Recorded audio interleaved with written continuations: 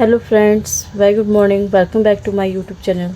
आज मैं आपको जो टॉपिक आपसे शेयर करने वाली हूँ वो है संघर्ष और इसके समाधान, राज्य, दायित्व और सविनय अवज्ञा।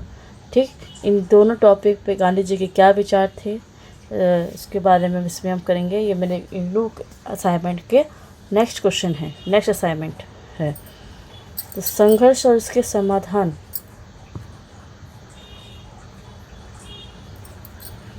संघर्ष और इसके समाधान में संघर्ष क्या होता है? संघर्ष का अर्थ है किसी प्रकार की समस्या या चुनौती का सामना करना। संघर्ष हमारे जीवन का एक अभिन्न हिस्सा है और यह हमारे व्यक्तिगत विकास में महत्वपूर्ण भूमिका निभाता है। विद्वानों के बीच संघर्ष के विभिन्न अर्थ को लेकर कोई सटीक सहमति नहीं है। इनकी कई परिभाषाएं होती हैं। जैसे मैंने पहले कहा है, राजनीति में कोई भी एक निश्चित डेफिनेशन नहीं होती, जैसे गणित में होता है। इसमें ऐसा नहीं, इसमें हर एक विद्वान का समय समय पर अलग अलग अपना परिभाषाएं होती हैं। जैसे केनेथ बोल्डिंग के अनुसार संघर्ष को प्रतिस्पर्धा का एक रूप मानते हैं, जिसमें प्रतिस्पर्धी इस प्रकार करते हैं कि उनके लक्ष्य परस्पर असंगत है। रॉबर्ट सी नॉर्थ के अनुसार संघर्ष पैदा होता है जब दो या दो से अधिक व्यक्ति या समूह एक ही वस्तु प्राप्त करना चाहते हैं और एक ही स्थान या विशेष स्थिति पर कब्जा करना चाहते हैं। तो आप जानते हैं ऐसे में संघर्ष तो हो जाता है। असंगत लक्ष्यों को प्राप्त करना चाहते हैं या अपने उद्देश्यों को पूरा करने के लिए परस्पर असंगत साधनों का इस्तेमाल करते हैं। ये एक डेफिनेशन। संघर्ष के प्रकार और स्तर को लेकर विद्वानों में सहमति नहीं है। विभिन्न विद्वानों ने संघर्ष के विभिन्न प्रकार बताए हैं। संघर्ष के कई प्रकार हो सकते हैं, जैसे सामाजिक संघर्ष, अंतर समुदाय संघर्ष, जाति संघर्ष, समूह संघर्ष, व्यक्तियों के बीच संघर्ष, बौद्धिक संघर्ष, आर्थिक संघर्ष, सांस्कृतिक संघर्ष, धार्मिक संघर्ष, जाति या नस्लीय संघर्ष, वैचारिक संघर्ष, शीत युद्ध, क्षेत्रीय संघर्ष, अंतर्राष्ट्रीय या राष्ट्र के भीतर संघर्ष आदि। संघर्ष क्या है? सार्वभौमिक है, यूनिवर्सल है। ऐसा कोई जगह नहीं है, कोई क्षेत्र नहीं है, कोई जगह नहीं, इंसान नहीं है जिसमें संघर्ष ना हो। आप हर परिवार में, समुदाय में, समाज में, राज्य में, संगठन में मौजूद होता है। यह हमारे सामाजिक अस्तित्व में अंतर्निहित है। वर्तमान समय में संघर्ष का वर्गीकरण स्पष्ट नहीं है। इसके कई वर्गीकरण हैं जो विश्लेषक और नियोजित मानदंड के अनुसार न केवल भिन्न होते हैं बल्कि अक्सर एक दूसरे से असंगत होते हैं। संघर्ष के समाधान का कोई सुनहरा उपाय नहीं है। ठीक, संघर्ष के समाधान की आवश्यकता महसूस होने के बाद से संघर्ष के संविधान का इतिहास निरंतर अर्थक लोगों के प्रयोगों में से एक रहा है। इसका कारण सरल है। अगर एक तरीके से किसी समय में समाज संघर्ष का समाधान सफलतापूर्वक किया गया होता है तो जरूरी नहीं कि यही तरीका दूसरे समाज में भी काम करेगा। हालांकि दुनिया भर में कोई भी दो संघर्ष एक समान नहीं होते हैं, उनके समाधान के तरीके भी अलग अलग होते हैं। संघर्ष समाधान विवादों को समाप्त करने की एक प्रक्रिया को प्रदर्शित करता है। यह एक आंशिक प्रक्रिया जिसमें कई प्रकार के दृष्टिकोण या उपकरण या साधनों का प्रयोग सम्मिलित होते हैं। जिससे संघर्ष को कैसे सुलझा सकते हैं? वार्ता से, कोई मध्यस्थता करके, सद्भावना जो किसी संघर्ष सुलझाने, परस्पर स्वीकार समझौते को प्रोत्साहित करने और संघर्ष समूहों के मध्य नए और दीर्घकालीन संबंधों की स्थापना करते हैं। एक सफल संघर्ष समाधान की प्रक्रिया हुआ है जो रचनात्मक है और व्यक्तिगत संगठन के स्तर पर सकारात्मक परिवर्तन की शक्ति को अधिकाधिक बढ़ाती है। संघर्ष समाधान प्रक्रिया के विशिष्ट पक्षों में दोनों पक्षों को एक दूसरे को सुनना पड़ता है, एक दूसरे की आवश्यकताओं को पूरा करने के लिए अवसर उपलब्ध करवाने होते हैं तथा दोनों पक्षों के हितों की पूर्ति के लिए साधन ढूंढने पड़ते हैं ताकि यह प्रक्रिया एक परस्पर संतुष्टि पर निष्कर्ष निकाल सके। समाधान प्राप्त करने में भागीदारी प्रक्रियाओं का प्रयोग आवश्यक है जिससे संबंधित पक्षों की आवाज़ उठाने और मत देने का अवसर मिले। संघर्ष का समाधान और विनिमय तभी हो सकता है जब शक्तिशाली तीसरा पक्ष हो, समाधान को बलपूर्वक निर्देशित करता है या थोपता है, परंतु शायद ही कभी इसके परिणाम से कोई समस्या जड़ से उखड़ी हो। यानी संघर्ष में ये शांति से बात कर लो या कोई सुलझाने वाला कोई बड़ा आदमी हो, बड़ा पक्ष हो, तभी हो सकता है। लेकिन ये संघर्ष ख़त्म नहीं होता, क्योंकि मान लो उस समय में वो संघर्ष सॉल्व हो गया तो ये नहीं कि हर वक्त यही समस्या, यही समाधान आएगा, तो इस समय पर बदलता भी रहता है।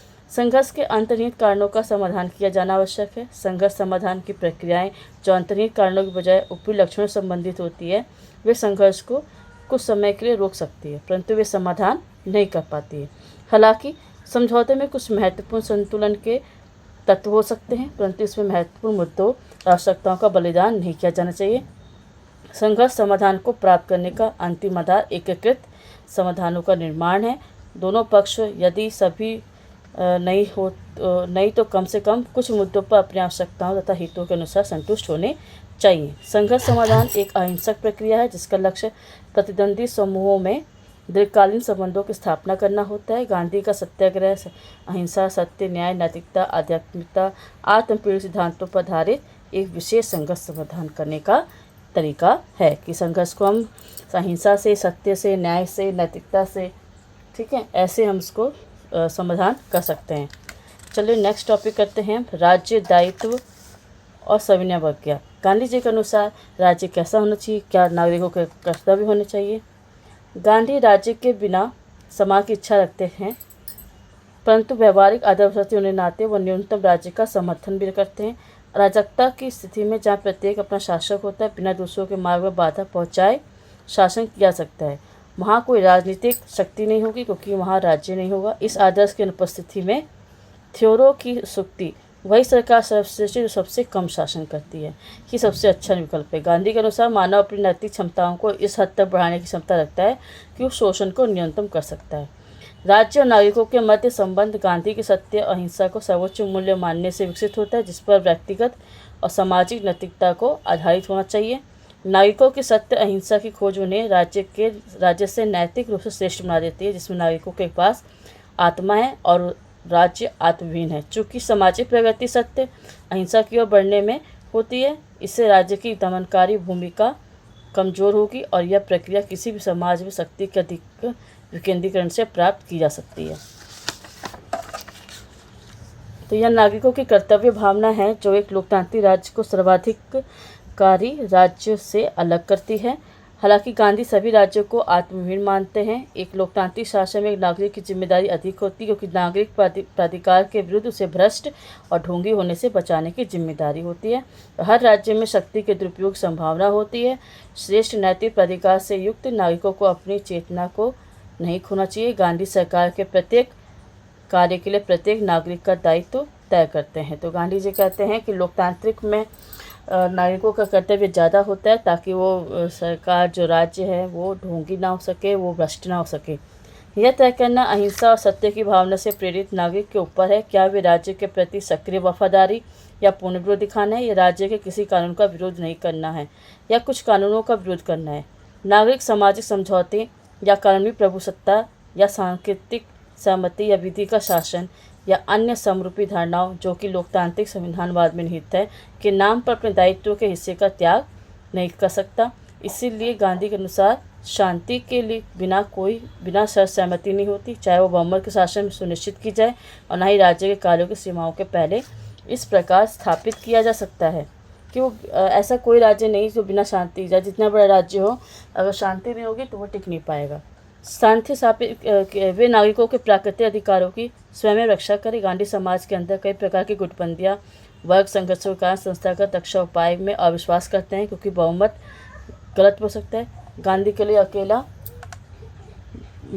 अनुसार अकेला व्यक्तित्व नैतिक व्यक्ति तो कभी राज्य पर संस्था नहीं बनती। गांधी दो अराजकता तथ्यों के आधार पर राज्य के बिना संस्थागत रूप से नकारते हैं। राज्य एक ऐसे प्रतिकार जो प्रस्तुत करता है व्यक्ति की स्वतंत्रता के सामने खतरा है और राज्य सुगठित रूप से हिंसा को प्रस्तुत करता है।